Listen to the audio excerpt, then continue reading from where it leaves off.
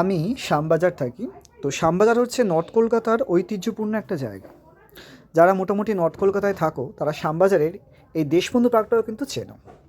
Deshbandhu park প্রত্যেক বছর নবমী ইত্যাদি সবপেয়েছির আসর থেকে প্রত্যেক বছর কিন্তু শিশু মেলাটা আয়োজন করে। সেটা এবছরেও হয়েছিল, যেটা এক্সট্রা অ্যাড অন ছিল এই মেলাতে, সেটা হচ্ছে বইমেলাটাও ছিল। লাস্ট 2-3 বছর ধরে বইমেলাটাও কিন্তু এর সঙ্গে অ্যাড করা হয়েছে। তো আমি শুক্রবার দিনকে সন্ধেবেলা অফিস থেকে বেরিয়ে পৌঁছে গিয়েছিলাম প্রোগ্রামটা দেখবো বলে, কারণ এরা প্রোগ্রাম করে যেখানে অনেক কালচারাল অ্যাক্টিভিটিস হয়। তো যে সময়টা আমি পৌঁছালাম সেই সময় মোটামুটি প্রোগ্রাম স্টার্ট হয়ে গিয়েছিল।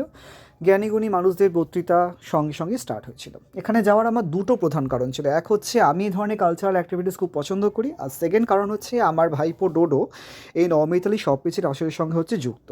তো ও এই ধরনের জিনিসের সঙ্গে যুক্ত যেহেতু আছে, তো সেটা দেখার জন্য একটা গিয়েছিলাম এবং ভিডিওটা করে তোমাদের সকলের সাথে শেয়ার করবো বলে।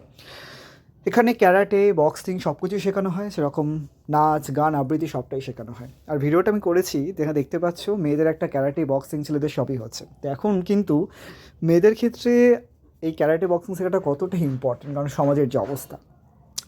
তো তার সাথে সাথে নাচের প্রোগ্রামও হচ্ছিল, তো সেগুলোই দিলাম। আমি নবমিতালি সবপিচের আসরকে নিয়ে একটু বলি। নবমিতালি সবপিচের আসর হচ্ছে একটা জাতীয় পুরস্কারপ্রাপ্ত সংস্থা।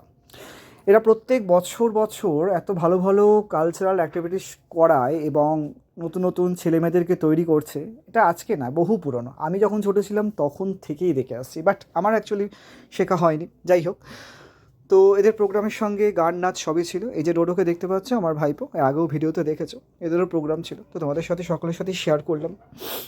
তো এই ধরনের প্রোগ্রাম যেহেতু আমি ভালোবাসি, তো কোথাও একটা খবর পেলেই আমি যাওয়ার চেষ্টা করি। আর এটা যেহেতু প্রত্যেক বছরই হয়, তো যদি ভালো লাগে তাহলে লাইক, কমেন্ট আর শেয়ার করে পাশে থেকো।